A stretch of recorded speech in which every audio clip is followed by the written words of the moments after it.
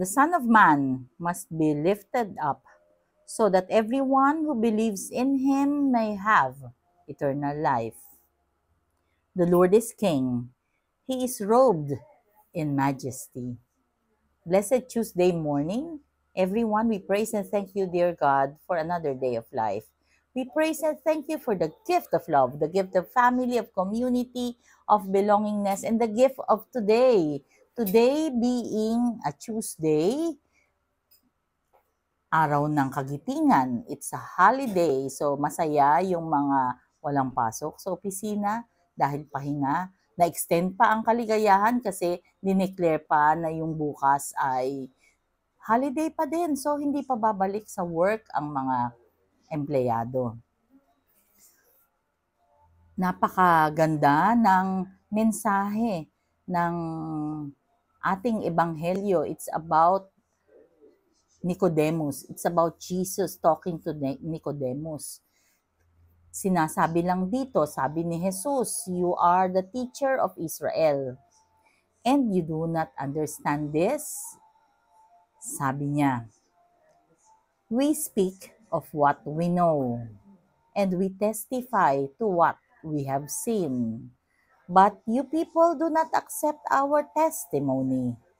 If I tell you about earthly things, and you do not believe, how will you believe if I tell you about heavenly things? So ano ang sinasabi dito? Yung how we testify. Tayo yung mga modern disciples, tayo yung mga mananampalataya sa makabagong mundo, tayo ay hindi kaparte o hindi natin nakita kung ano talaga, hindi natin na-witness kasi wala naman tayo nung panahon ni Jesus, nung nag-multiply siya ng bread, nung nagpagaling siya ng may sakit, binuhay niya yung patay, yung mga ganyan, wala tayo nun. Pero because of faith, by virtue of our faith, our Catholic faith, ang pananampalataya natin, ang pinananampalatayanan natin, ang pinaniniwalaan natin ay yes, si Jesus ay nagpakasakit, namatay, pinako sa krus, nilibing, pagkatapos nabuhay namang muli. Yan ang Son of Man.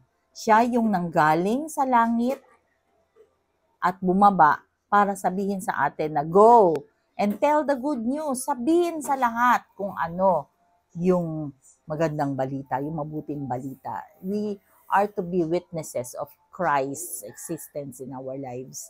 Hindi man tayo nabuhay sa panahon ni Jesus.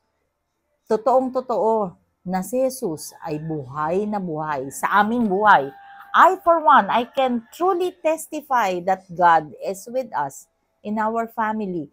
Napakadami namin pinagdaan ng pagsubok. Pagsubok na kung iisipin mo, hindi namin mapagtatagumpayan. But by the grace of God who is alive in our life, natapos na yung mga pagsubok na yun. Isang patotoo dyan yung pagkakasakit ni Madel.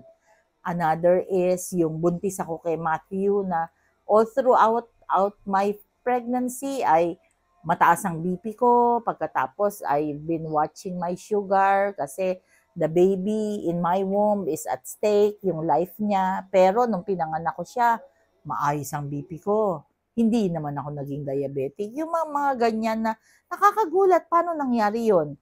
Unang-una pala, yung may murmur ako sa heart, bawal magbuntis. But I have 4 children alive. Meron nang dalawa na nawala. Kaya ako, I am a living witness. Kami mag-asawa is a living witness to God's presence in our life. Kagaya ng binanggit sa Ebanghelyo ni Jesus kay Nicodemus. We are called to be witnesses and we should bear that role that was given to us by God. Let us pray. Lord God, we are sorry for our sins, either of commission or omission. We pray for healing.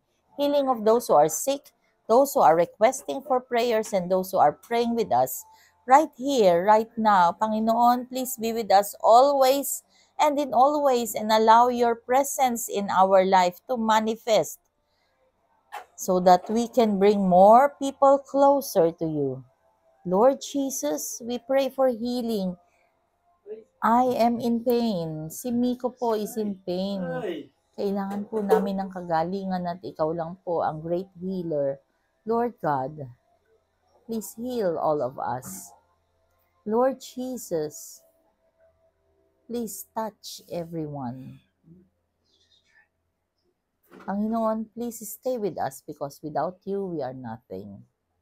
All this we pray in your mighty name through the intercession of our Blessed Mama Mary.